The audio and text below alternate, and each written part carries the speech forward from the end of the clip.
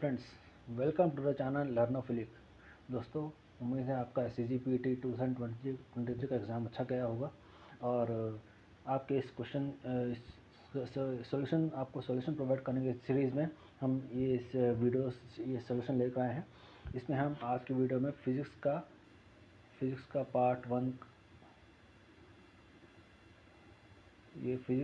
Part one video है।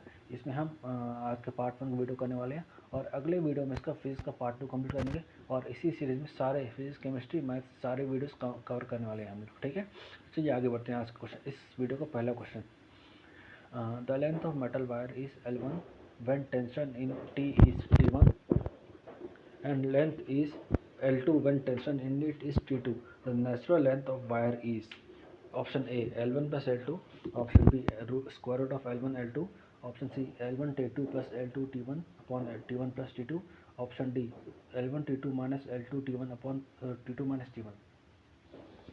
Friends, बहुत easy question था, बहुत ज़्यादा टेंशन नहीं लगना आप लोगों को। ये मैकेनिक्स में strength mechanical properties of solids chapters का है, NCERT का है, आपको याद ही होगा, हमने 11th में पढ़ा होगा आपने।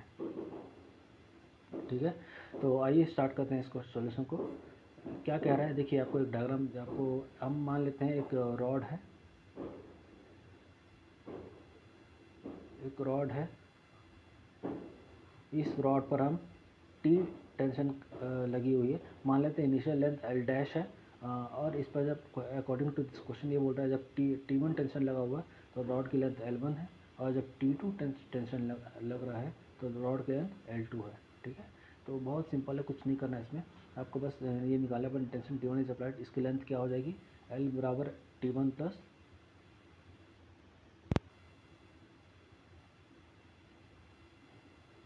ये हो जाएगी लेंथ इसके L is equal to L dash plus delta हो जाएगी। इसको हम इक्वेशन 1 मान लेते हैं। और मूथ लॉ हमें पता है, यंग्स मॉडल्स क्या होता है, y is equal to F by A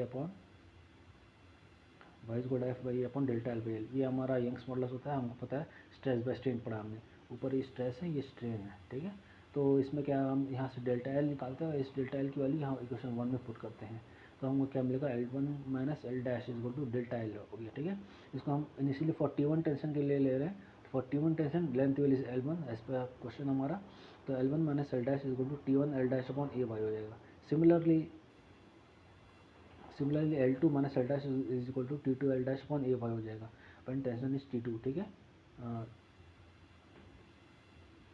dividing equation 2 by 3 अगर हम डिवाइड करें, L1 minus L dash upon L2 minus L dash is equal to T1 by T2 या L डैश जो हमको इस इक्वेशन से मिलेगा, नेचुरल लेंथ हमारा क्या मिलेगा हमको, L dash is equal to ये हमारा natural length L dash is equal to L1 T2 minus L2 T1 upon T2 minus T1। Option D is correct.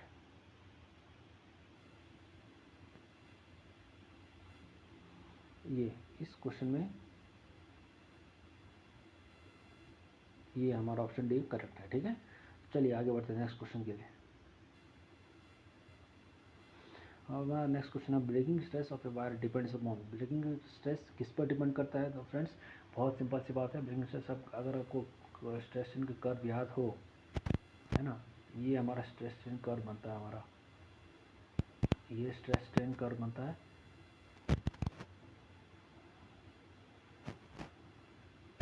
ये स्ट्रेस स्ट्रेन कर्व में अगर मैं कर्व ड्रॉ करूँ ऐसे ऐसे ऐसे, ये हमारा ब्रेकिंग स्ट्रेस। और ब्रेकिंग स्ट्रेस का फॉर्मूला क्या होता है फ्रेंड्स, बहुत सिंपल है, कुछ नहीं है, हमने बहुत पढ़ा हुआ इसके बारे में। ये होता है, देखिए, ब्रेकिंग स्ट्रेस होता है यंग्स मॉडुलस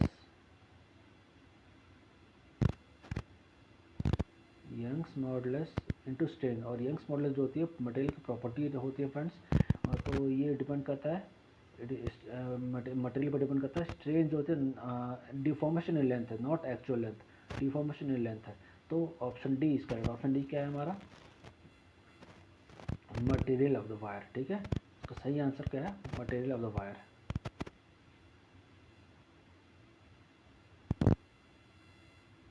ये हमारा सही आंसर है। ठीक है, चलिए आगे बढ़ते हैं। Let P and E denote the linear momentum and energy of a photon if the wavelength is decreased। बहुत इजी क्वेश्चन, बहुत इजी क्वेश्चन, सीधा NCERT से उठा के पूछा हुआ है, सीधा NCERT क्वेश्चन है। कुछ नहीं करना फ्रेंड्स। देखिए हमने पहले पढ़ा हुआ ई होता है, ई हमारा होता है एच सी अपॉन लैम्डा, है ना। अगर आप लैम्डा डिक्रीज कर रहे हो, लैम्डा डिक्रीजिंग, तो ई क्या हो जाएगा, इंक्रीज, सिंपल ये बात है। और हमने और ये तो पहला क्वेश्चन। दूसरा क्वेश्चन हमारा de Broglie wavelength, lambda is equal to होता है, लैम्डा होता है एच अपॉन पी, है ना। और lambda decrease, again question wavelength is decreasing, P increase हो जाएगा, तो दोनों ही केस में इंक्रीज हो रहा है पी, तो हमारा आंसर क्या हो जाएगा इस केस में, D is the correct answer. ठीक है, चलिए next. 3 point particles are located at the vertices of an equilateral triangle of side A. They all start moving with equal and uniform speed v, such that first particle continually heading towards second, the second towards the third, and the third towards the first. They will meet each other after some time. Option दिया हुआ है, option A, option B, option A है 2a/3b, option B a/b, option C 3a/b, option D a/3b। ठीक है, तो आपको सही answer बताना है फ्रेंड्स। इसमें आपको सही आंसर बताना है। सही आंसर क्या हो जाएगा इसका, देखिए बहुत सिंपल क्वेश्चन है, थोड़ा ट्रिकी है, इजी नहीं है, थोड़ा टिपिकल क्वेश्चन है। देखिए क्या है, इसमें आपको एक ट्रायंगल दिया हुआ है, इस ट्रायंगल में आपको ये है, इस ट्रायंगल में आपको सारे चार्जेस एक साथ मूव कर रहे हैं। थोड़ी देर के बाद ये ट्रायंगल है ऐसा है, थोड़ी देर के बाद ये ट्रायंगल जो है, ए जो है बी की तरफ मूव कर रहा है, बी सी की तरफ मूव कर रहा है, बी जो सी की तरफ मूव कर रहा है। तो ये मूव करेगा, कैसे मूव करेगा, ए पॉइंट यहाँ आ जाएगा, बी पॉइंट यहाँ आ जाएगा और सी पॉइंट यहाँ आ जाएगा। ट्रायंगल जो बनेगा नेक्स्ट ऐसा ऐसा ऐसा। थोड़ा क्लियर नहीं है फिगर, तो फिर भी ट्राई टू अंडरस्टैंड। देखिए बड़ा समझा रहा हूँ, हम देख से समझते हैं इस क्वेश्चन को।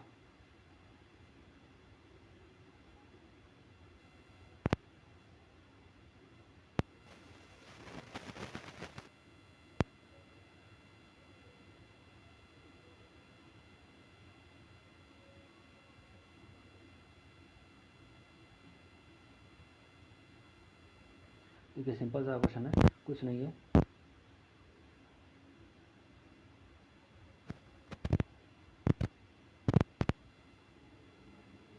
ये ट्रायंगल ड्रॉ किया हमने, ए बी सी।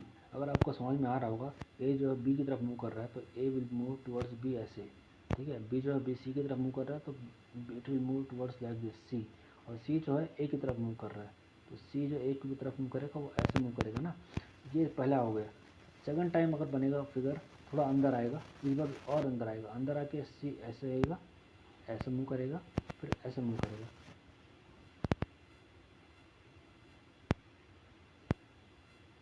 ठीक है, ऐसे मूव।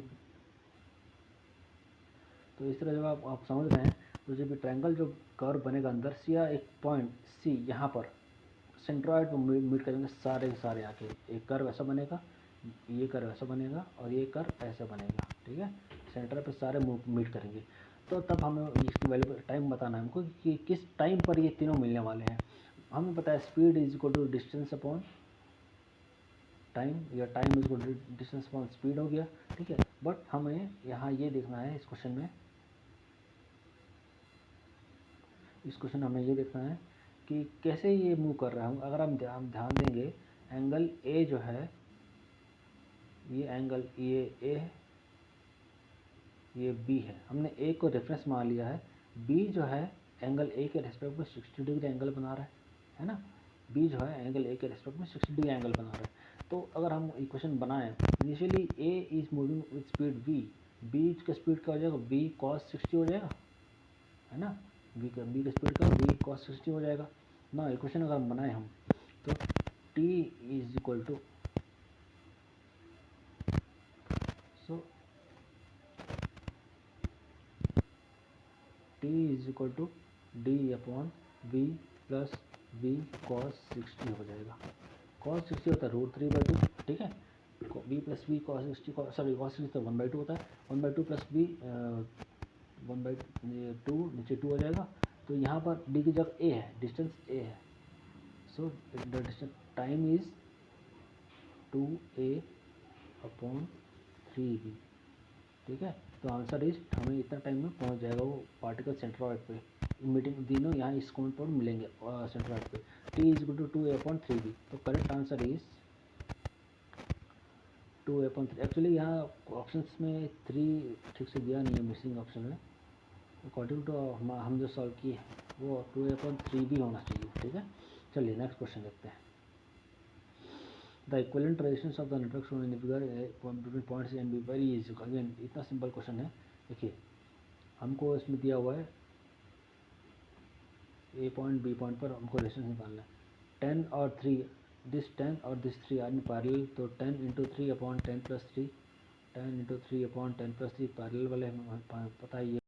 1/R1 + 1/R2, R1 की वैल्यू 10 है, R2 की वैल्यू 3 है, तो R1 R2 + R2 जो इक्विवेलेंट वैल्यू ये हो जाएगी आपकी 70/13, ठीक है। ये हो गया अप्रॉक्सीमेटली आपका सॉरी 10 × 30, 10 × 30/10 + 30, ठीक है। तो 10 × 30 ये हो गया आपका 300 ऊपर का,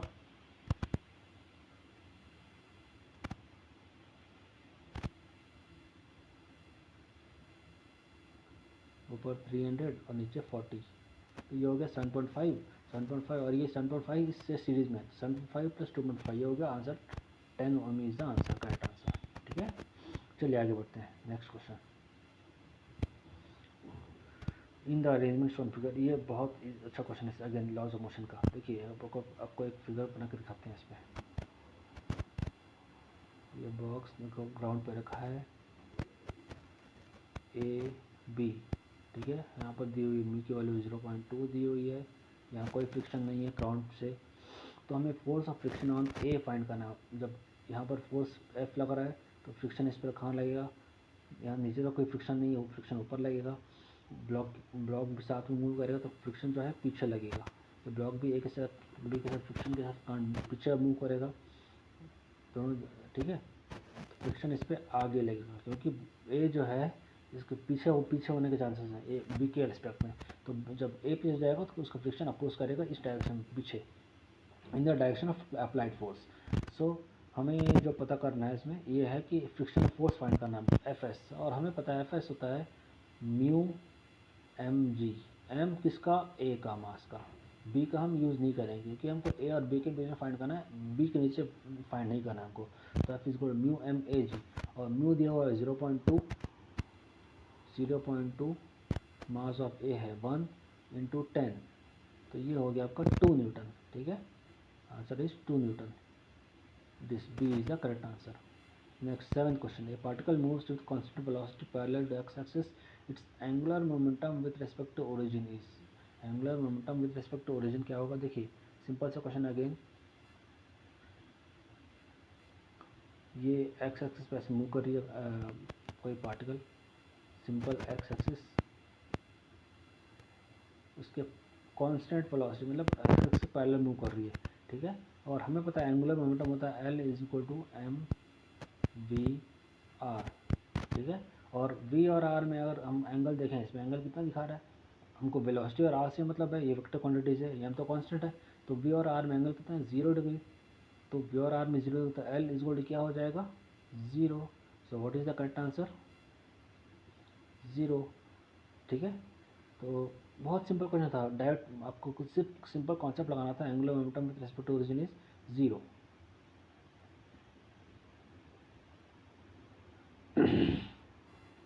नेक्स्ट क्वेश्चन था, output of a 2 input OR gate is 0 only. देखिए सिंपल सी बात है, और गेट का अगर हम बनाएं, ये 2 इनपुट गेट है, और गेट हमको ऐसे पता है, ऐसे बनता है और गेट वाई, ये है ए, ये है बी, और वाई इज इक्वल टू होता है ए और बी, हमें पता है ए और ये सिंबल और का सिंबल ये होता है, ठीक है। अब अगर ट्रूथ टेबल बनाए अपन, ट्रूथ टेबल बन गया अपना ये,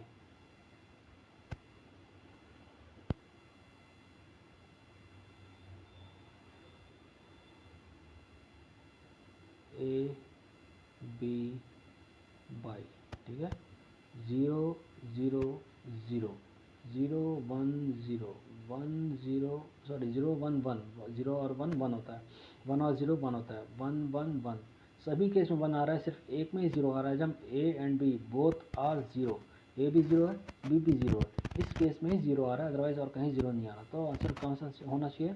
0 means both are off, 1 is both are on, या 0 means both are low, 1 is both is high. तो both inputs are 0, both inputs are 0, ये है इसका correct answer. Next, a tangent galvanometer is connected directly to an ideal battery. If the number of turns in the coil is doubled, the deflection will tangent galvanometer क्या formula होता है? Simple, again straight formula based question, simple answer है। Tangent galvanometer होता है tan of theta is equal to I upon K. अब मुझे बताओ इसमें n कहाँ से आ गया? n कहीं दिख रहा है आपको? नहीं दिख रहा ना, तो जब n है ही नहीं तो क्या फ़र्क पड़ेगा इससे? रिमेन सॉरी ये यहाँ आ गया अनचेंज्ड, रिमेन अनचेंज्ड, n की वैल्यू है ही नहीं, कॉइल इज डबल, n कितना भी करो उसमें n तो है ही नहीं, इसमें तो डिफरेंशियल क्या आ रहा है? ऑप्शन डी, रिमेन अनचेंज्ड, ठीक है। Next 10th question, the relation between electric field E and potential difference V. E क्या होता है हमारा? ये एक्चुअली थोड़ा हायर फिजिक्स का क्वेश्चन है। ये आपको 3 चीज़ें पता होनी चाहिए। ग्रेडियंट होता है, डाइवर्जेंस होता है, कर्ल होता है। ग्रेडियंट हमेशा स्केलर क्वांटिटी के लिए होता है, और ग्रेडियंट स्केलर का ग्रेडियंट हमेशा वेक्टर क्वांटिटी देता है।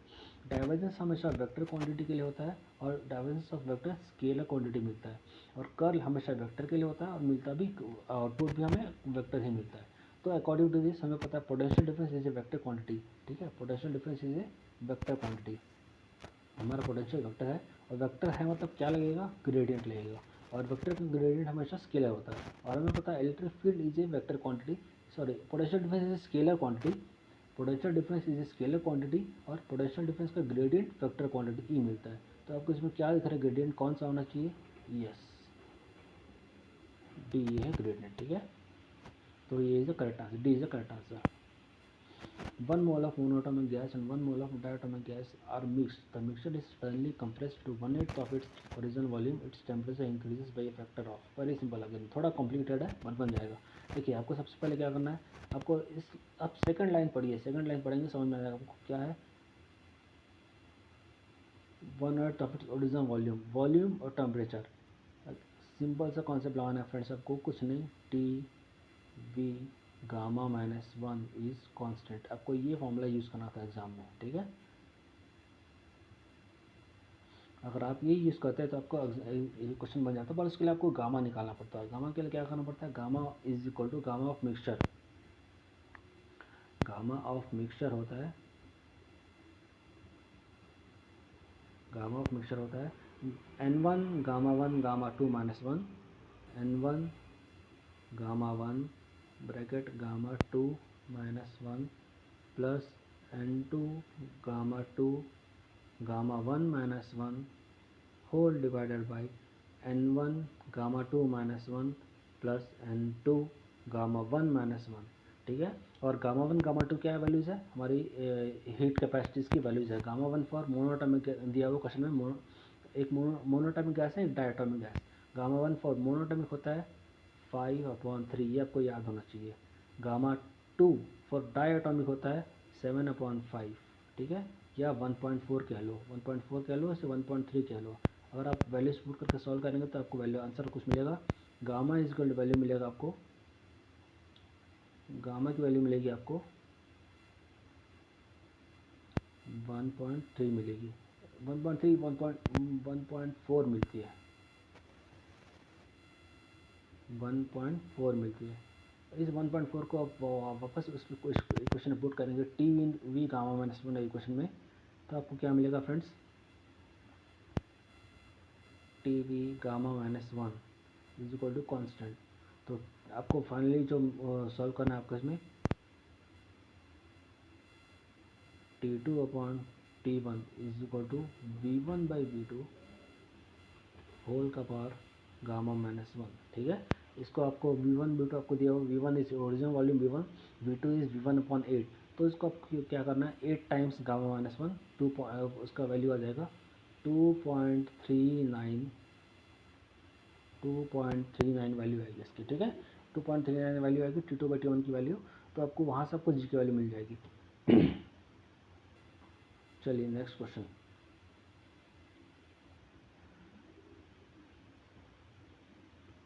A series AC circuit has a resistance of 4 ohms and a reactance of 3 ohm. The impedance of the circuit, very easy question है, बहुत सिंपल क्वेश्चन है। 4 ohm 3 ohm दिया हुआ है, ठीक है। क्या करना है, बहुत पुराना फॉर्मूला हमने कई बार पढ़ा हुआ है, इसको पढ़ पढ़ के आप बोर हो गए इसे पढ़ पढ़ के। सिंपल सा फॉर्मूला है R² प्लस X², ये पुट कर रहा है और कुछ नहीं करना है इसमें, ठीक है। आपको R दिया हुआ है 4, ये दिया हुआ है 3, 4 + 3 क्या हो जाएगा, Z की वैल्यू 5 ohms। सिंपल आंसर है, 5 ohms means this. D answer is correct. Next question. The phenomena of beats can take place. Phenomena, ये अगेन थियोरेटिकल क्वेश्चन आपको याद होना चाहिए। बीट्स हमेशा लॉन्गिट्यूडिनल एंड ट्रांसवर्स दोनों के लिए क्या होती है, लॉन्गिट्यूडिनल एंड ट्रांसवर्स दोनों के लिए होती है, ठीक है। यह कॉन्सेप्चुअली याद होना चाहिए आपको। Next question. X-ray beam can be deflected. X-ray is are chargeless particles, ये हमें पता होना चाहिए। एक्सरे जो होती है चार्जलेस, इसमें कोई चार्ज नहीं होता, तो चार्ज ही नहीं है इसमें, तो इलेक्ट्रिक कहाँ से आ गया, मैग्नेटिक कहाँ से आ गया, ना इलेक्ट्रिक होगा ना मैग्नेटिक होगा, ठीक है, दोनों नहीं होंगे, तो option D is the correct answer. Next, single block of mass m and edge a slides down a rough incline plane, ये बनाना पड़ेगा। एक एफबीडी बनाते हैं, इसका आपको समझ में आएगा कॉन्सेप्ट क्या है। एक एफबीडी बनाते हैं, फ्री बॉडी डायग्राम, ये इंक्लाइन प्लेन है, इंक्लाइन प्लेन है, तो यहाँ पर ब्लॉक रखा हुआ है, हमें पता है इसका एफबीडी अगर बनाएंगे, ये नीचे है mg नीचे है, ये हो गया mg cos थीटा, इसका नॉर्मल होता है ऊपर mg cos theta, N capital N is mg cos theta, along the plane होता है mg sin थीटा, ये हमें पता होना चाहिए, mg sin थीटा। फ्रिक्शन लगा हुआ है तो फ्रिक्शन पीछे लगेगा, एफ इज म्यू एन होता है, mu N is mu mg cos theta, ठीक है। म्यू में दिया नहीं हुआ इस क्वेश्चन में, तो हम ऐसे पुट करेंगे इसके फर्दर टाइम बिंग सॉल्व करने के लिए।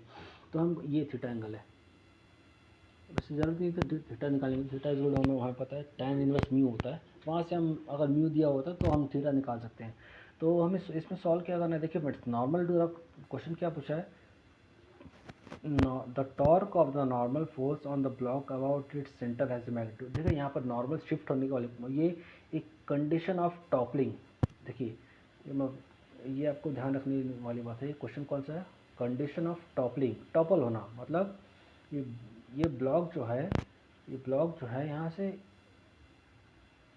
इस इंक्लाइन प्लेन में से, जो इंक्लाइन प्लेन है, ये ब्लॉक जो है इसका नॉर्मल फोर्स, इस टॉर्क जो है इसको ब्लॉक को टॉपल करेगा, मतलब ये जो नॉर्मल है ये ऐसा, ये mg sin theta, mg sin theta, और इसका ब्लॉक साइज के a, बट सेंटर पे लग रहा है, सेंटर पे क्या होगा इंटू a/2, तो mg sin theta into a/2, ये फाइनल आंसर है टॉर्क है। ये mg sin थीटा a/2 जो है, ये आपको जैसे दिख रहा है, ये नॉर्मल शिफ्ट हो, यहाँ पे शिफ्टिंग ऑफ नॉर्मल बोलते हैं इसमें, shifting of normal which causes toppling, तो ये पलटने के चांसेस है इस ब्लॉक को यहाँ और इस टॉर्क की वजह से mg sin थीटा a/2, इसके कारण ब्लॉक जो है पलटेगा, ठीक है। तो इसका सही आंसर जो होना चाहिए ये है mg sin थीटा a/2, ये B is the correct answer. At absolute zero intrinsic semiconductor, हमें पता है एब्सोल्यूट जीरो पे इंट्रिंसिक या इंट्रिंसिक एक्सट्रिंसिक जो भी है, सेमीकंडक्टर होता है एट एब्सोल्यूट जीरो, और इसकी वो किस तरह बिहेव करता है ये हमें पता होना चाहिए, behaves like an insulator. Semiconductor is nothing but क्या है, वो एक इंसुलेटर तो है। 17, डायमेंशन ऑफ स्क्वायर बाई इसको एप्सिलॉन, इसको सॉल्व करना पड़ेगा। हमें पता है एफ होता है, हम इलेक्ट्रिक फील्ड में पढ़ते हैं, एफ इज इक्वल टू के क्यू स्क्वायर, के E square upon are square, इसके बारे में हमने बहुत पढ़ा हुआ है कि यहाँ के की वैल्यू क्या होगी 1/4πε0, 1/4πε0। तो अगर मैं इसको ऐसे लिख दूँ, ई स्क्वायर अपॉन 4 पाई तो कांस्टेंट है, E square by epsilon not ऐसे लिखूँ तो ये वैल्यू आ रही ना एफ और आर स्क्वायर की वैल्यू। इसको मैं इक्वेशन 1 देकर सॉल्व सेव कर लेता हूँ। और दूसरा इक्वेशन क्या आ रहा है हमारा, हमको दूसरे इक्वेशन में चाहिए, हमको चाहिए एच सी। एच सी कहाँ से आएगा, ई से आएगा। हमें पता है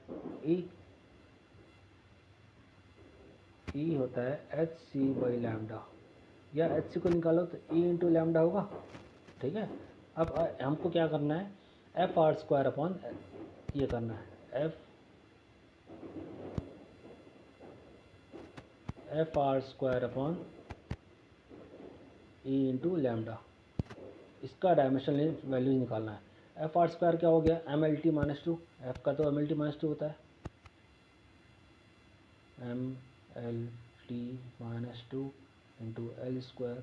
और हम याद होना चाहिए आपको एनर्जी की वैल्यू क्या होती है, M L square T minus two into lambda, lambda होता है एल। अगर आप पूरा सॉल्व करोगे इसकी वैल्यू तो आपको जो मिलने वाली वैल्यू है वो है m0 l0 t0, मतलब डायमेंशनलेस, कुछ नहीं है इसका आंसर। सही आंसर क्या होना चाहिए, option A is the correct answer. Next, the two spheres of equal radius R touching each other, gravitational force of attraction F between them is. देखिए ये कॉन्सेप्चुअल है, टू स्फीयर्स बोल रहा है, मतलब आपको पॉइंट मास नहीं लेना है इसको, आपको उसको पॉइंट मास लेने की गलती नहीं करनी है। क्या करना है इसको, देखिए सिंपल सा क्वेश्चन है, एक स्फीयर है, ये एक और स्फीयर है, ये एक स्फीयर लिया हमने और एक और स्फीयर लिया हमने, दोनों लगभग सेम मास। देखिए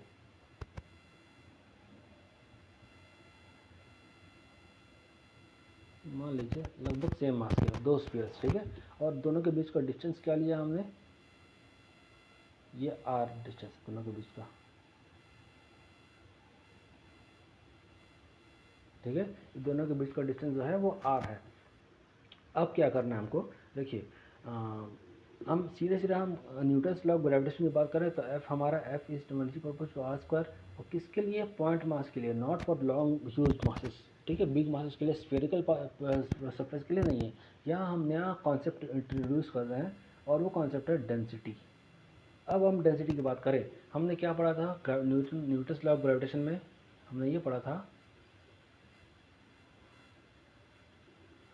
था, F is proportional to m1 m2 by R square. अगर हम दो स्फीयर सेम मास के ले लें तो मास m स्क्वायर कर लेते हैं और इसकी वैल्यू आ गई आर स्क्वायर, ठीक है। और अब हमने डेंसिटी की बात की, तो डेंसिटी अगर आप इंक्लूड करते इन्वॉल्व करते हो तो क्या हो जाएगा, वैल्यू f की वैल्यू हो जाएगी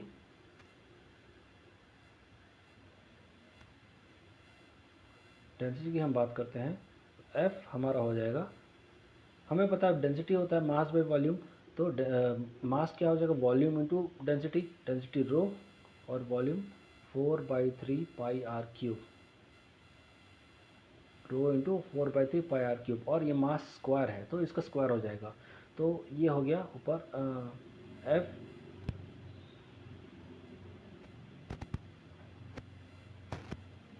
ये हो गया F is proportional to 4/3 pi R cube का स्क्वायर R6, और नीचे एक स्क्वायर है पहले से R6 और नीचे R स्क्वायर है, ठीक है। तो इस तरह आपकी वैल्यू जो मिलती है F इज प्रोपोर्शनल टू,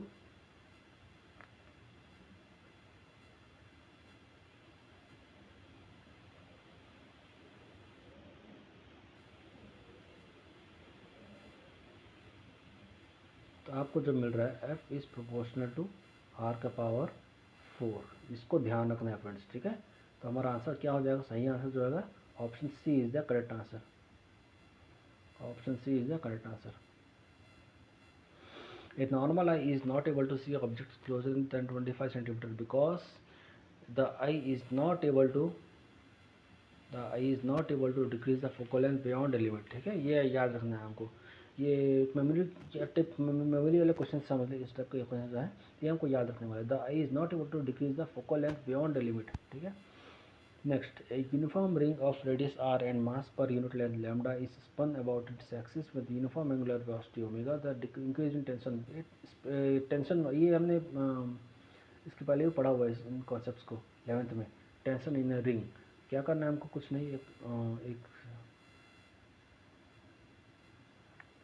एक रिंग का एग्जांपल लेते हैं और देखिए सिंपल है, हम कुछ नहीं है. अब इसमें हमको ड्रॉ करते हैं, एक छोटा सा एलिमेंट ले रहे हैं. दिस एलिमेंट, इसको लेके हम सॉल्व करते हैं. इसका टेंशन इस तरफ रहेगा t, इसका टेंशन इस तरफ रहेगा t, और ये है हमारा डी थीटा, पूरा डी थीटा है. तो हाफ करेंगे D theta by to, D theta by to इस तरफ आएगा दोनों साइड. सेम यहाँ भी आएगा D theta by to, D theta by to. तो यहाँ जो हम कंपोनेंट्स को रिजॉल्व करेंगे, ये आएगा T cos D theta by two. Similarly ये टी कॉस, यहाँ T cos D theta by two यहाँ भी आएगा, और जो अपोजिट साइड में कैंसल आउट करेंगे, यहाँ आएगा T sine theta by two इसके वजह से, और T sine D theta by two इसके वजह से. तो ये हो जाएगा two T sine D theta by two. ठीक है, और थीटा इतना स्मॉल एंगल है तो इसके चक्कर में हम सिर्फ डी थीटा लेते हैं. तो टू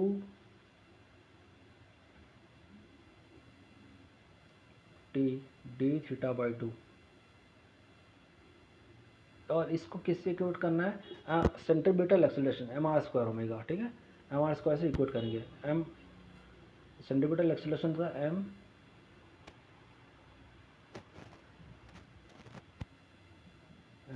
आर स्क्वायर ओमेगा, और m हमारा दिया हुआ मास पर यूनिट लेंथ, हम उसको लेंगे. ठीक है, मास पर unit length lambda by length l, l की वैल्यू हो गई आर डी थीटा. ये हमने जो लिया ना, ये वैल्यू होती है आर डी थीटा. तो ये हम इसको वैल्यू पुट करते हैं lambda upon R D theta. Lambda R D theta put करने की value is equal to 2t D theta by two is equal to lambda R D theta R square, R omega, M R omega square. तो क्या है, M R omega square. ठीक है, तो R R R R square हो गया, D theta cancel हो गया, टू टू कैंसिल हो गया. तो क्या हुआ आपके पास, T is equal to tension, T is equal to बचा lambda R square omega square. ठीक है, lambda R square omega square, कौन सा आंसर है, D. D is the correct answer. ठीक है. 21. If a charged particle is moved along a magnetic field, the magnetic force on the field will be. Simple question, ये भी कोई question है क्या. देखिए सिंपल सा क्वेश्चन, क्या करना है इसमें, आपको चार्ज पार्टिकल किस डायरेक्शन मूव कर रहा है, इस डायरेक्शन में. फोर्स मैग्नेटिक फील्ड किस डायरेक्शन में है, इस डायरेक्शन में. ठीक है, और मैग्नेटिक फोर्स, लॉरेंस फोर्स क्या बोलता है, F is equal to Q V cross B. तो v और b साइन थीटा होते हैं, और दोनों डायरेक्शन क्या है, सेम डायरेक्शन. एंगल कितना है दोनों का, जीरो. तो फोर्स क्या हो जाएगा, जीरो. डिप्लेसमेंट कितना हो जाएगा, zero. Answer will be zero. ठीक है. 22. ए particle of mass m is moving in a circular path of radius r such that its centripetal acceleration ac is varying with time s. ac हमको दिया हुआ है, ac is equal to k square R T square, where k is constant. K square हम A C दिया हुआ है, K square R T square. Solve कैसे करेंगे इस क्वेश्चन को, देखिए ए सी दिया हुआ है हमको, ए सी इज इक्वल टू, हमें पता है सेंटीमीटर एक्सेलरेशन ए सी होता है वी स्क्वायर बाई आर, और ए सी क्वेश्चन में दिया हुआ है के आर स्क्वायर टी स्क्वायर दिया हुआ है क्वेश्चन में. ठीक है, ए सी हमें दिया हुआ है के are square T square, K square R T square, sorry के स्क्वायर आर टी स्क्वायर दिया हुआ है.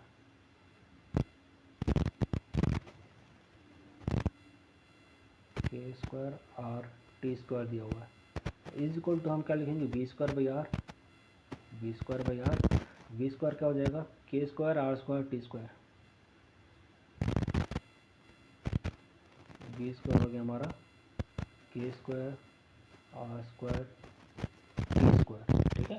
ये हो गया हमारा K square R square T square, ये हो गया हमारा बी स्क्वायर। अब हम इसको क्या करेंगे, काइनेटिक एनर्जी के फॉर्म में कन्वर्ट करते हैं। तो क्या करना पड़ेगा उसके लिए, हाफ से डिवाइड करते हैं M C, half M C divide और मल्टीप्लाई करेंगे, हाफ से डिवाइड किया एम सी मल्टीप्लाई फिर कर दिया, तो हमारा क्या हो गया वैल्यू हमारा half M R square K square T square, half M R square K square T square, ठीक है। ये हो गया हमारा half M R square K square T square. तो ये हमारा होगा काइनेटिक एनर्जी। और हमें पता है पावर की वैल्यू क्या करेंगे, पावर हमारा होता है ये इंस्टेंटेनियस पावर है फ्रेंड्स, एवरेज पावर नहीं है, ये इंस्टेंटेनियस पावर है। इंस्टेंटेनियस पावर है तो एनर्जी भी हमारा इंस्टेंटेनियस ही लेना पड़ेगा, डिफ्रेंशिएशन करना पड़ेगा हमको डी बाई डी टी करके, तो वहाँ से हमको मिल जाएगा पावर की वैल्यू। पावर इज इक्वल हो गया D E upon D T, power हमारा हो गया D E upon D T, और डी कितना दिया हुआ है विथ रेस्पेक्ट टू टी, हम एक बार डिफ्रेंशिएट कर देंगे तो क्या बचेगा हमारे पास था half M R square K square T square था, ठीक है। अब इसको डिफरेंशिएट कर दीजिए विद रिस्पेक्ट टू टी, तो 2t हो जाएगा, सामने 2 कैंसिल हो जाएगा, बचा क्या M R square K square T, ठीक है, M R square K square T बचेगा। तो this is the answer, M R square K square T, this option A is the correct answer, ठीक है, matching with this, option A match कर रहा है। Next question, a car is moving with speed of 30 meters per second on a circular path of radius 500 meter. Its speed is increasing at the rate of 2 meter per second square. What is the acceleration of the car? तो हमको इसमें acceleration पता करना है, car की acceleration क्या होगी, ठीक है। बहुत सिंपल क्वेश्चन है, कुछ भी नहीं है इसमें। एक्सेलरेशन पता करने के लिए हमें पता है जो एक्सेलरेशन दिया हुआ है वो टेंजेंशियल एक्सेलरेशन है, ठीक है। वो जो एक्सेलरेशन दिया हुआ वो टेंजेंशियल है, मतलब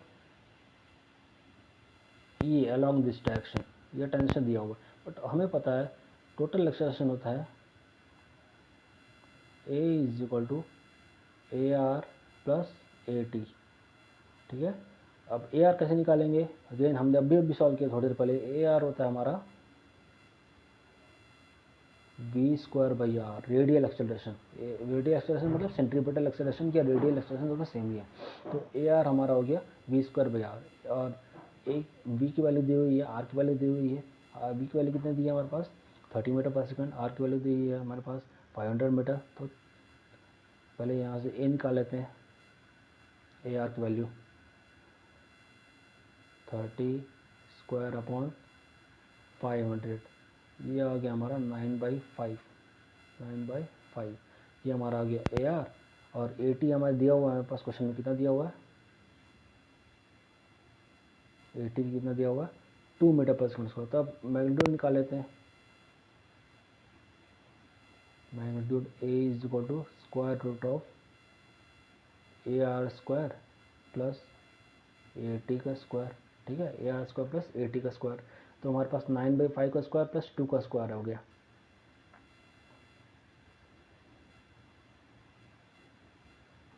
9/5 का स्क्वायर प्लस 2 का स्क्वायर, ये हो गया आपके पास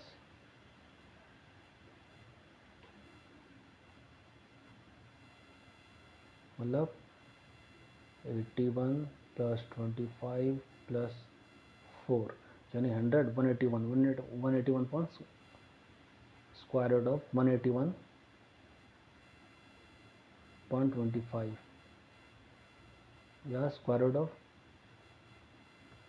181/5, और स्क्वायर रूट ऑफ 181 होता है किसके बीच में आएगा 13 और 14 के बीच में कहीं अप्रॉक्स आएगा, तो 13.4 लिख लेते हैं, अपॉन 5 कर लीजिए, तो क्या हो जाएगा 2.3457, 2.7 के अप्रॉक्स आ रहा है value answer, yes 2.7, option A is the correct answer, ठीक है। Next question 24, cyclic, very easy question. Heat energy absorbed by a gaseous system in going through a cyclic process shown in figure. देखिए आपको क्या करना है, हमें पता है साइक्लिक प्रोसेस में क्या होता है। अगेन फर्स्ट लॉ अप्लाई करते हैं इस क्वेश्चन में, फर्स्ट लॉ क्या होता है, delta Q is equal to delta U plus delta W. First law of thermodynamics सबको याद है, रटा हुआ है। अब इसमें क्या होता है, साइकिल प्रोसेस दिया हुआ है, in cycle process delta U हमें जीरो होता है, हमें पता होना चाहिए। Delta Q and delta W our path functions, delta U is a point function. तो पॉइंट फंक्शन मतलब ये पॉइंट टू पॉइंट वेरी करता है, और साइकिल प्रोसेस में एक जिस पॉइंट से निकले वापस उसी पॉइंट पर आ जाते हैं, तो इसलिए ये पॉइंट फंक्शन होता है और ये फंक्शन ज़ीरो होता है। तो according to this delta Q इसको डेल्टा डब्ल्यू हो गया। अब हमें निकालना है इसका वर्क डन या एरिया। इसका अगर हम निकालें वैल्यू, हमें सिर्फ वैल्यू कैलकुलेट करनी है, सर्कल का एरिया फाइंड करना है। और सर्कल का एरिया क्या होता है, पाई आर स्क्वायर, है ना। पाई आर भी, या पाई बाई 4 डी स्क्वायर ले लीजिए या पाई आर स्क्वायर कर लो। तो इस वैल्यू 30, इसकी वैल्यू क्या होगी, एक 30 और 10 की दी हुई वैल्यू दी हुई है, तो पाई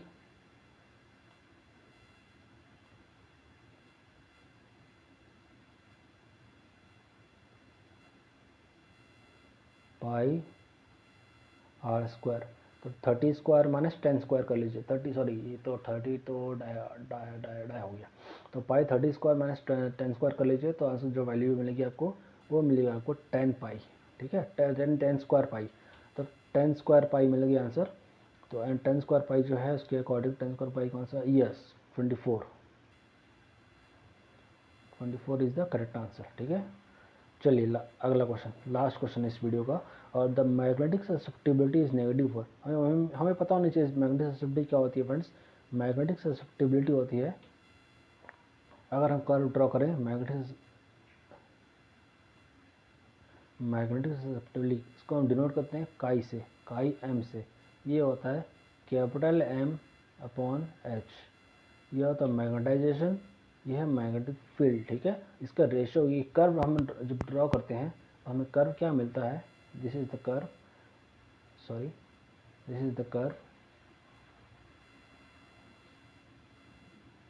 इस कर्व में इसकी वैल्यू जो होती है नेगेटिव ऐसे आती है for diamagnetic materials, and it is for diamagnetic materials. ठीक है, तो ये हमारा आगे फॉर डायमैग्नेटिक मटेरियल्स नेगेटिव आती है, तो option C is the correct answer. ठीक है, C is the correct answer friends. ठीक है फ्रेंड्स, ये तो हमारा हो गया पार्ट 1। अब अगले वीडियो में हम आते हैं पार्ट 2 के साथ। कोई और डाउट्स हो, कुछ कमेंट्स हो, तो प्लीज़ कमेंट करके बताइए कैसे डिटेल में सॉल्व करना है आपको, और या ऐसे ही ठीक है, या और डिटेल में सॉल्व करना है, तो प्लीज़ हमें बताइए। ठीक है, मिलते हैं हम अगले वीडियो में।